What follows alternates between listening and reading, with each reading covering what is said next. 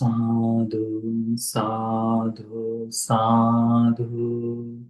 नमो तस् भगवतो अरहतो सम्मा सम्बुद्धस्स।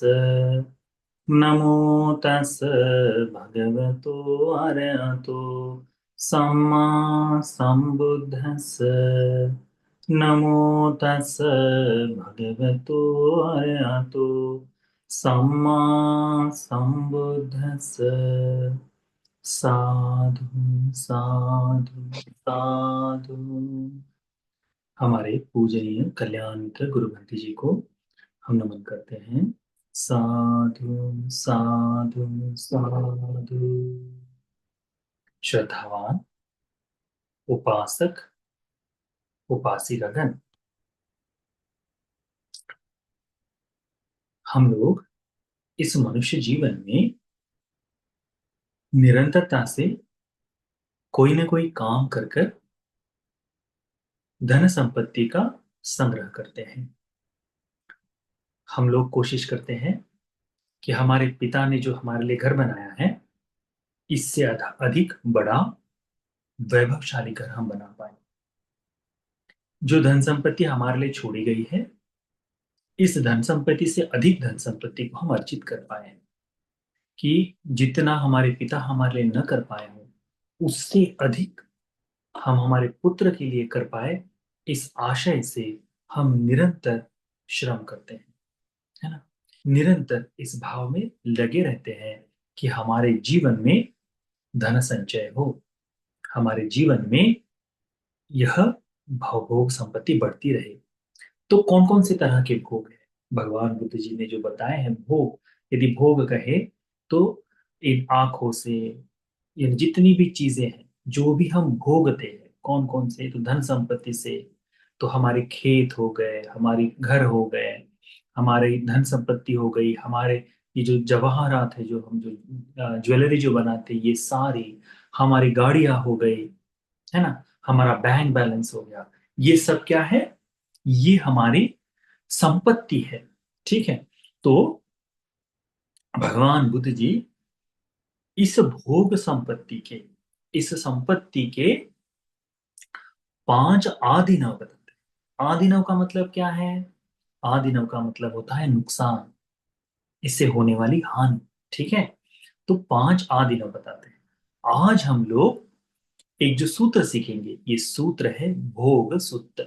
ठीक है। भोग सूत्र यानी जीवन में जो कुछ संपत्ति, भोग संपत्ति जिसे कहते हैं ना, वह संपत्ति के बारे में भगवान ने जो उपदेश दिया है। ये सूत्र अंगुत्तर निकाय के पंचक निपात में आता है। ठीक है। तो भगवान बुद्ध जी कहते हैं, पंचमी भिक्खवे आदिनव भोगेसु। भिक्षुओं, ये 5 नुकसान है, आदिनव है भोगों के, भोग संपत्ति के, संपदा के। कथमे पंच, कौन से 5 आदिनव हैं? हम देखते हैं ना, जिस कारण से हम रोते बिलखते हैं, विलाप करते हैं इस संपत्ति के छीन जाने पर, है ना। तो वो 5 कारण भगवान बुद्ध जी ने बताया कि किस कारण से, कौन से ये आदिनव है करके। तो भगवान बुद्ध जी कहते हैं, अग्नि साधारणा भोगा। ये जो भवभोग संपत्ति है, घर बार है, सारी धन संपत्ति है, ये अग्नि में विनाश हो जा सकती है, अग्नि में ये जल सकती है। यह इस भोग संपत्ति का आदिनव है, नुकसान है। ठीक है। ये पहला नुकसान बताया भगवान ने। उसके बाद में कहा, उदक साधारणा भोगा। जल में कहीं कहीं नदी में बाढ़ आ जाए तो क्या होगा? बाढ़ आने से ये भवभोग संपत्ति विनाश हो जाती है। देखिए ना, अभी पिछले कुछ समय पहले अमेरिका में घर जलना शुरू हो गया था। एक छोटे से एक घर को आग लगी और ये फैलते फैलते पूरे शहर में फैल गई थी। कितनी हानि हुई है, कितना नुकसान हुआ है ना। उसकी कोई सीमा नहीं बताई जा सकती। तो ये सारे घर कितनी मेहनत से लोगों ने बनाए थे, घर हो जाए, उनकी गाड़ियां हो जाए, धन संपत्ति हो जाए, सब की सब। भारत में भी जब किसी की हाँ, किसी के घर में आग लग जाए, यहाँ पे भी लग जाए, तो छोटा मकान हो या बड़ा मकान हो, जलता क्या है? हमारी संपत्ति ही जलती है। तो भगवान ने क्या कहा कि ये जो भवभोग संपत्ति है, ये जो हम सुख के लिए भोगने वाली संपत्ति का जो संग्रह करते हैं, इस संपत्ति के नुकसान में आता है पहला नुकसान, कि यह संपत्ति अग्नि के कारण विनाश हो जाती है, विनाश हो सकती है। ये पहला नुकसान है भवभोग संपत्ति का। द्वितीय नुकसान भगवान बुद्ध जी कहते हैं उदक साधारण भोग। ये जो भवभोग संपत्ति है, जो भोगने के लिए हमने अर्जित की है, ये भोग संपत्ति क्या है? जल के कारण इसका हानि हो सकती है, जल के कारण ये विनाश हो सकता है। तो कैसे? देखते हैं कि अभी जहां कहीं कोई डैम बन रहा हो, तो वहां कई लोगों के घर बार बने बनाए मकान जल के अंदर समाहित हो जाते हैं, है ना? वह कहीं डैम टूट जाए तो उसके पानी के प्रवाह से होने वाला नदी में बाढ़ आ जाए, तो क्या होता है? इस भवभोग संपत्ति का नुकसान होता है। कहीं जैसे पहाड़ घिसर कर फिसलते हैं ना, मडस्लाइड जो कहते हैं, बारिश होने के कारण, तो वहां पर रखी गाड़ियां, घर बार, सब कुछ बह जाता है। क्या है ये? जल के कारण होने वाली इस भौगोलिक संपत्ति की हानि, है ना? उसके बाद भगवान कहते हैं तीसरा कारण, राज साधारणा भोगा।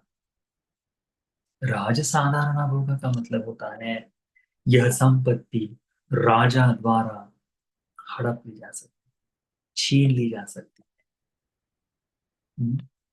ले ली जा सकती है। ये भौगोलिक संपत्ति, इतनी परिश्रम से बनाई हुई संपत्ति को हरने के लिए एक छोटा सा न्यायिक मुकदमा काफी है आपसे छीन जाने के लिए, आपसे छीन जाने के लिए काफी है।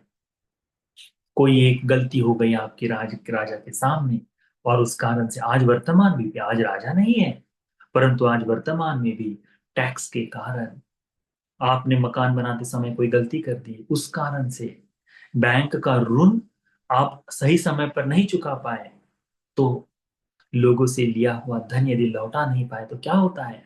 अपनी भवभोग संपत्ति की बना बनाया मकान छीन जाता है, होता है ना? ये सारी, तो ये तीसरा नुकसान बताया कि राजा द्वारा, राजा कहने के बाद जितनी भी प्रशासनिक व्यवस्थाएं हैं, इस प्रशासनिक व्यवस्था के कारण हो सकता है हमसे ये हमारी भौगोलिक संपत्ति छीन जाए। तो ये राजा के समय तब भी थी, आज भी है। जब राजपाट था तब भी था कि कोई शिक्षा हो जाए, कोई दंड हो जाए, तो उसमें उसे देश निकाला मिल सकता था, वो हो सकता है। तो भगवान कहते हैं कि ये जो आदि न है भोग के, वह राजा भी एक है। राजा के कारण इस भवभोग संपत्ति का विनाश हो सकता है, हमसे छीन ली जा सकती है। उसके बाद में कहा है, चौथा है चोर साधारणा भोगा। चोर जो होते हैं वो चुरा ले जा सकते हैं। आप देखिए अभी वर्तमान में जब भी फोन करते हैं, किसी को भी फोन करे, तो एक मैसेज सुनाई देता है कि किसी भी व्यक्ति के साथ किसी का ऐसा फोन न उठाए जिससे आप अपरिचित हो, या फिर किसी के साथ अपनी ओटीपी को शेयर ना करे, ये साइबर क्राइम के लिए करके सुनाई देता है ना आपको। क्या है? चोरी करने का नया साधन है, पर है तो चोरी ही। तो चोरों द्वारा हमारी संपत्ति को छीन लिया जा सकता है, हड़प लिया जा सकता है, विनाश किया जा सकता है। तो भगवान कहते हैं कि धन संपत्ति का विनाश, धन संपत्ति के आदिनव क्या है? कि ये इनके द्वारा चुराई जा सकती है। यदि देखे तो घर जलने के बाद आदमी आनंदित होता है, दुखी होता है? दुखी होता है। जल से विनाश होने के कारण आदमी आनंदित होता है, दुखी होता है? दुखी होता है। राजा द्वारा या फिर प्रशासन द्वारा यदि कोई संपत्ति हमसे छीन ली जाती है, आदमी दुखी होता है या आनंदित? दुखी होता है। चोरों द्वारा यदि कुछ चुरा लिया जाए तो सर पर हाथ पकड़ लेता है, अरे इतनी मेहनत से इतनी पाई पाई जोड़कर हमने जमा की, और ये एक क्षण में चोरों द्वारा चुरा ली गई है। होता है, अभी वर्तमान में देखो, हो ही रहा है। समय नहीं लगता किसी की संपत्ति को विनाश होने। इसी को कहते हैं भवभोग संपत्ति के आदि नव। पांचवा कारण भगवान बुद्ध जी बताते, कहते हैं अप्रिय दायादेहि साधारण भोग संपदा। अप्रिय दायाद द्वारा ये संपत्ति जिसका हिस्सा बनता है, जो इस संपत्ति का भागीदार है, जैसे किसी पत्नी का पति के साथ विवाद हो जाए, कहते हैं मुंह भी नहीं देखना चाहेंगे, है ना। अप्रिय हो गए। अप्रिय होने के बाद क्या हो रहा है? अप्रिय होने के बाद हो रहा है संपत्ति का बंटवारा, अलमनी। वह कोई पुत्र ऐसा जन्म ले ले जो अपने किसी घर का कोई लक्षण न रखे, न माता पिता की सेवा करने के लिए है, न पत्नी पुत्र की सेवा करने के लिए, वह केवल धन का विनाश कर रहा है। अप्रिय दायाद, ऐसा पुत्र प्रिय हो ऐसा आवश्यक। माता पिता के लिए पितृ पुत्र प्रिय होता है, परंतु यह प्रिय दायाद है जो अपनी संपत्ति का विनाश करने के पीछे लगा हुआ है। भगवान बुद्ध जी कहते हैं अप्रिय दायाद द्वारा भी भाई हो जाए, दोनों भाइयों में बंटवारे के लिए, बहनें हैं बंटवारे के लिए, पुत्र है पुत्रियां है बंटवारे के लिए, प्रिय है। विवाद हो गया, न मैं सुख से जीऊंगा न जीने देंगे सुख से करके। देखिए वर्तमान में कितने केस लगे हुए हैं संपत्ति के आधार पर। ये सब क्यों? क्योंकि भगवान कहते हैं भवभोग संपत्ति के ये पांच आदि नव है, नुकसान है। कौन कौन से? अग्नि द्वारा विनाश हो सकती है, जल के द्वारा बाढ़ के द्वारा विनाश हो सकती है, राजा या राजकीय कोई पुरुष द्वारा इसका विनाश होना स्वाभाविक है, चोर द्वारा ये चुराई जा सकती है, और अप्रिय दायाद द्वारा, ऐसे ऐसे लोगों द्वारा यह छीन ली जा सकती हैं जिन्हें हम पसंद नहीं करते, जिन्हें हम चाहते नहीं। भगवान कहते हैं पंचमे इमे को भिक्खवे पंच आदीनवा भोगेषु। यह पांच आदीनव नुकसान है भवभोग संपत्ति के। देखो भगवान बुद्ध जी ने कितनी सटीक बातें बताई हैं। आप कल्पना करके देखो, आप सोच कर देखो, आप चिंतन करके देखो, क्या इससे अधिक अपनी संपत्ति के नुकसान के कोई और कारण हो सकते हैं? वे सारे कारण इसी सभी पांच कारणों का हिस्सा बन जाएंगे। टैक्स द्वारा चुरा ली जाए, अधिक ऋण अपनों को भरना पड़े, बिजली के लिए हो जाए, किसी और कारण के लिए हो जाए, तो क्या होगा? सारा सारा राजकीय कार्य के कारण ही, राजा द्वारा ही छीना जाना है ना। तो वह, तो देखो इस तरह से भगवान उपदेश करते हैं। फिर भगवान बुद्ध जी इसके लाभ भी बताते हैं। ये नुकसान होने के बावजूद भी, ये नुकसान होने के बावजूद भी हम मनुष्य लोग अभी अनादि काल से देखते आ रहे हैं।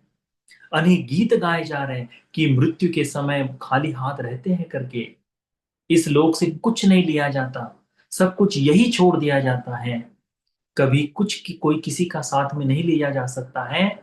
तो भी हम श्रम करते हैं, अपने बच्चों को बताते हैं कि भव भोग संपत्ति का वर्धन करो, इसके लिए काम करो करके हम बताते हैं। क्यों? क्योंकि भगवान कहते हैं पंचमी भिक्खवे आनिसंसा भोगेषु। पांच इस भव भोग संपत्ति के लाभ हैं। कितने लाभ हैं? ये पांच। इन पांच को यदि हम पूर्णतः प्राप्त न कर पाए तब हमारा जीवन वैसे ही रिक्त रह जाएगा। कौन से पांच है देखिए, भगवान बुद्ध जी कहते हैं कौन से पांच? कतमे पंच भोगे निस्साय।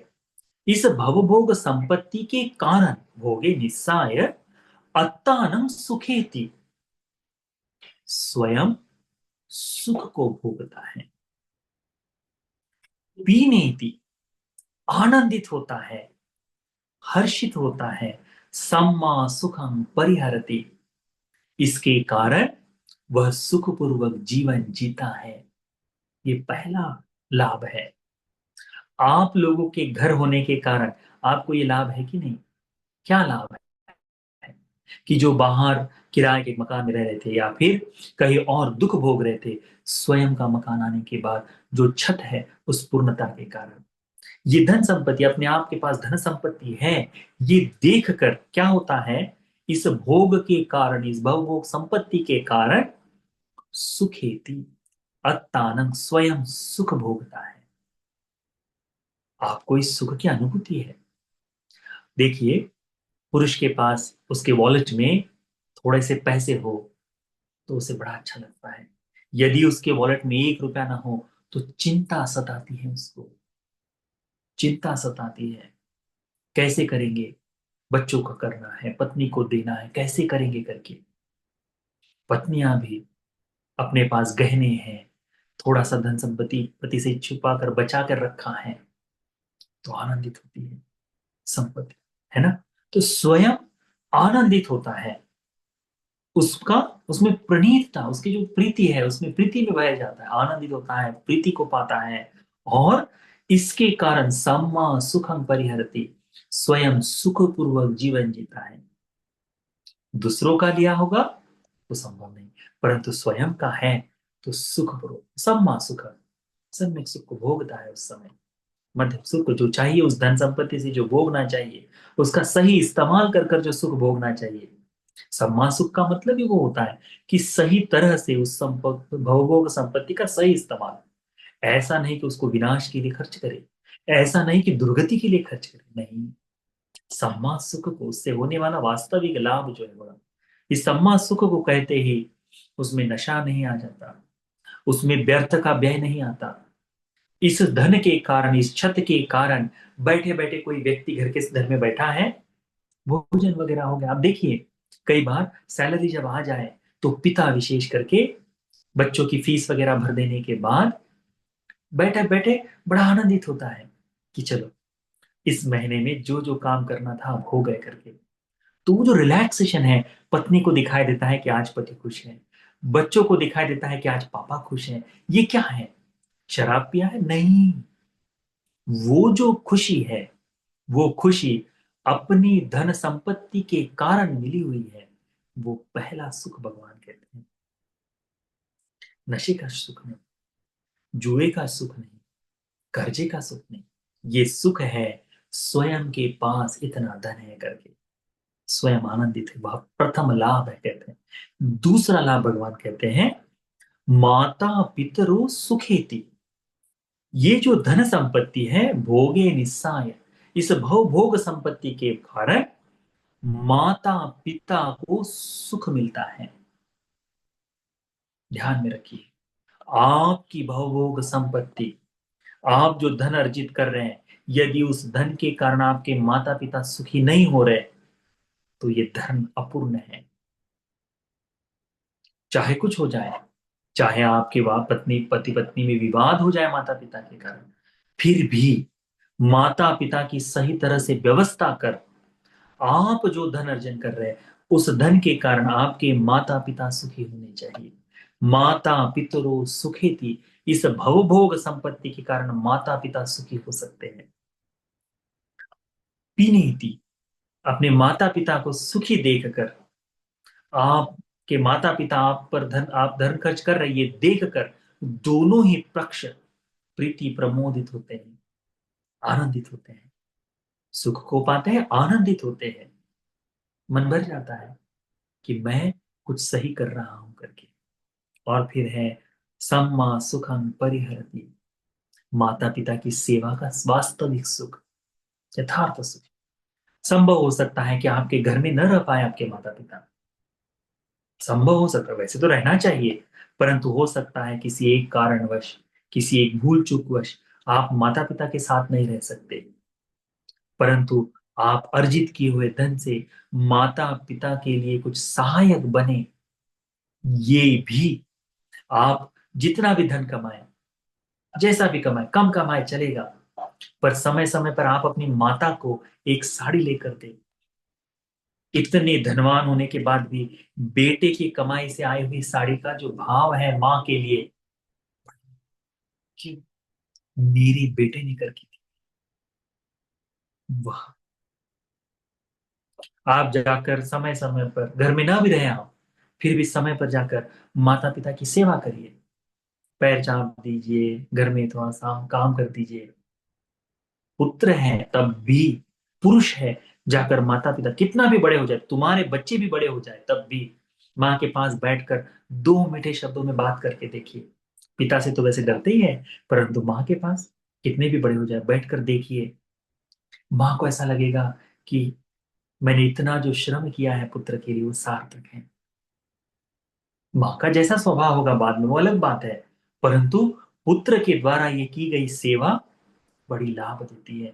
भगवान कहते हैं ये दूसरा लाभ है आपके भौभोग संपत्ति का।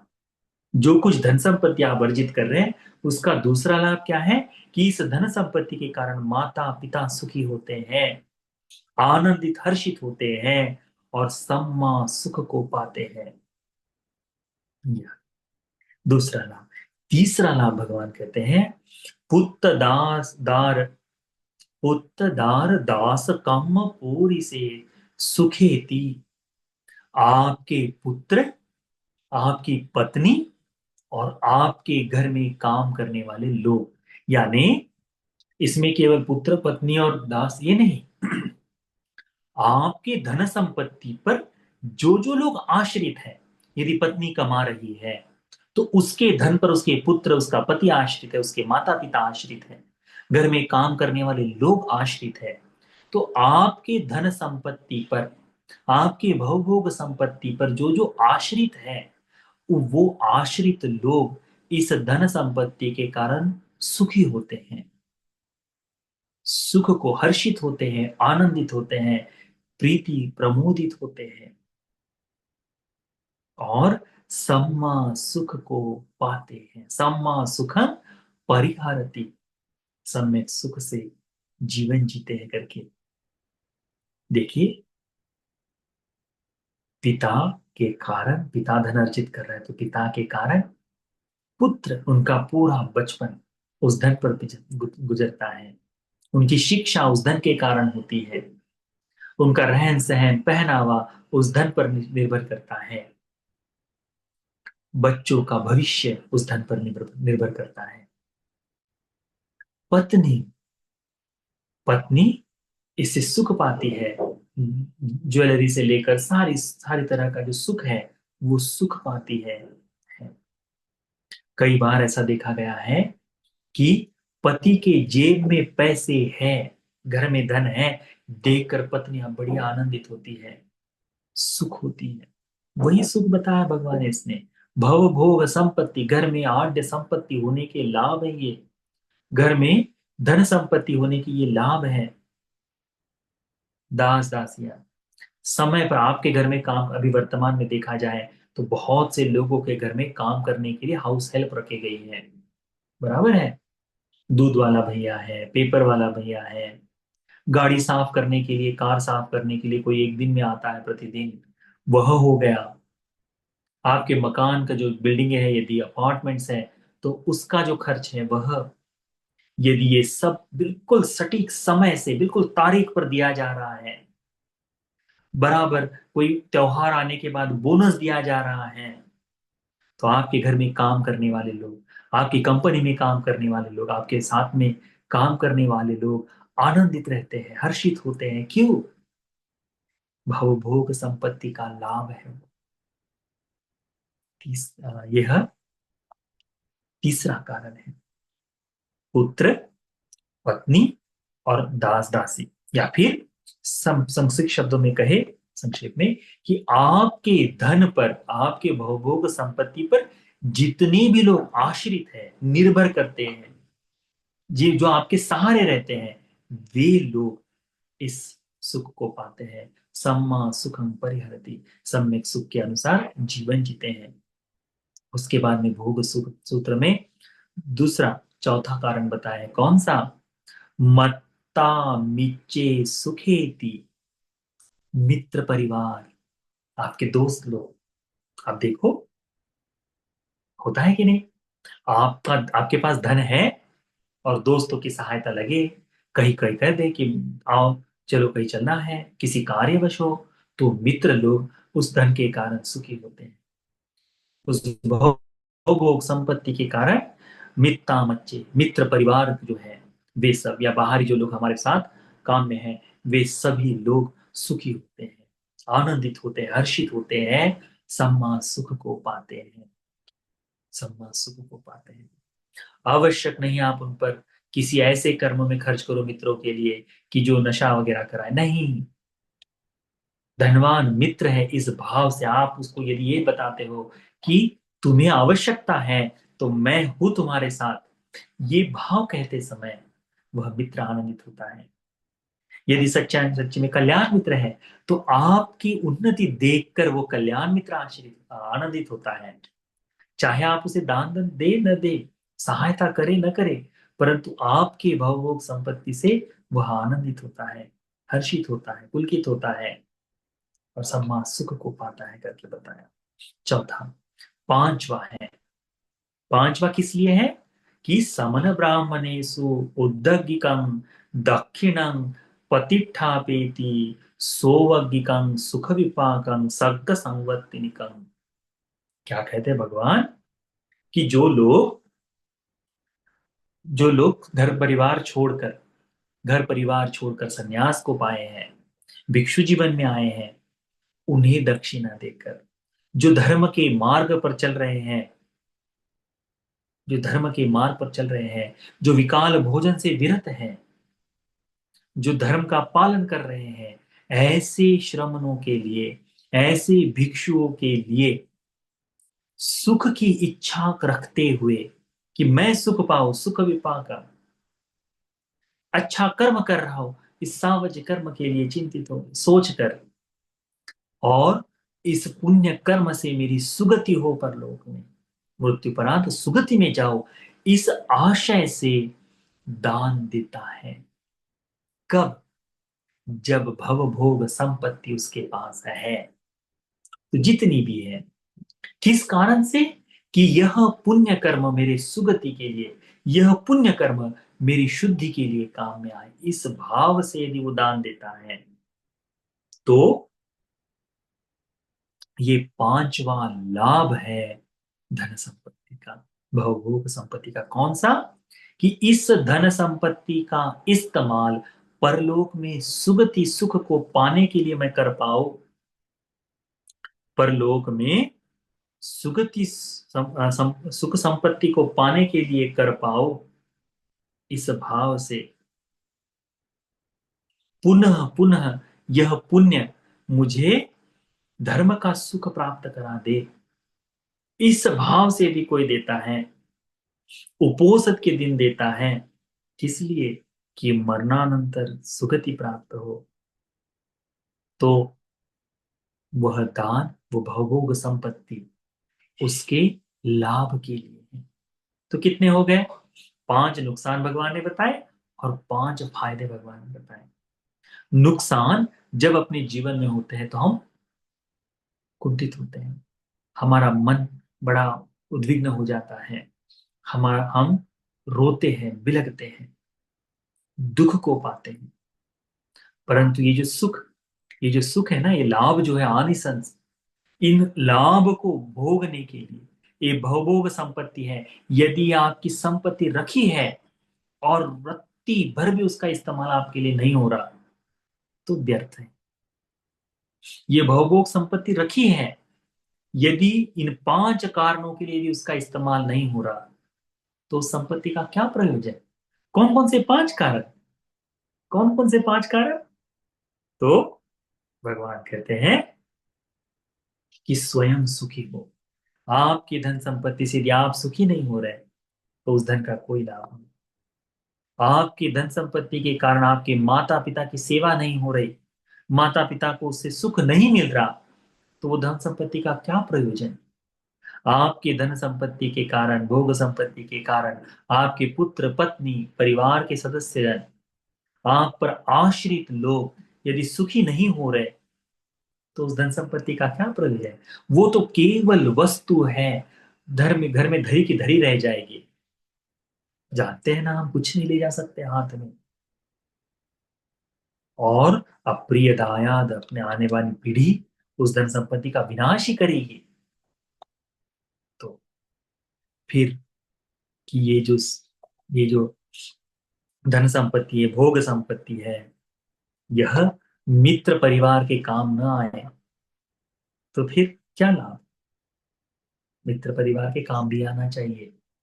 देने वाले को देना है, न देने वाले को नहीं। न देने वाले को नहीं देना है करके जो बताया ना, कि जो मित्र आपसे, आपने जिस मित्र ने आपसे सहायता ली है, उस सहायता को यदि वो लौटाता है तो उस मित्र को देना चाहिए, उस मित्र की सहायता करनी ही चाहिए। जो नहीं देता उसको नहीं देना चाहिए। इस भाव को समझकर मित्र परिवार की सेवा करता है, मित्र परिवार को खुशी देता है, ये धन संपत्ति उसके भी काम की है। और सुगति प्राप्ति के लिए मैं ये दान देकर मेरी सुगति हो, ये दान देकर धर्म का मार्ग प्रशस्त हो, ये दान देकर मैं धर्म साधना में आगे बढ़ पाऊं, यदि इस भाव से दान नहीं दिया जा रहा तो इस भवभोग संपत्ति का लाभ क्या। धरी की धरी रह जाएगी, कुछ नहीं हो पाएगा। इसीलिए मित्रों, इसीलिए उपासक उपासिकागण ये ध्यान में रखो, क्या, कि 5 लाभ है धन संपत्ति के और 5 नुकसान है। इन 5 नुकसान को कोई नहीं रोक सकता। ये 5 नुकसान आपके होंगे ही, परंतु ये 5 लाभ आपको भोगना है या नहीं, ये आप पर निर्भर करता है। यदि आपके पास भवभोग संपत्ति है और आप इसे आनंदित नहीं हो पा रहे, तो कर्म का विपाक सामने आ रहा है। तत्काल दान दीजिए। दान देकर पश्चाताप करने के कारण आप उस भवभोग संपत्ति को भोग नहीं पा रहे, ये भी हमारे लिए ठीक नहीं। दूसरा, आपकी भवभोग संपत्ति से, आपकी धन संपत्ति से यदि आपके माता पिता सुखी नहीं हो रहे, तो क्या लाभ इस धन संपत्ति, तो वो भी आपके किसी प्रयोजन की नहीं।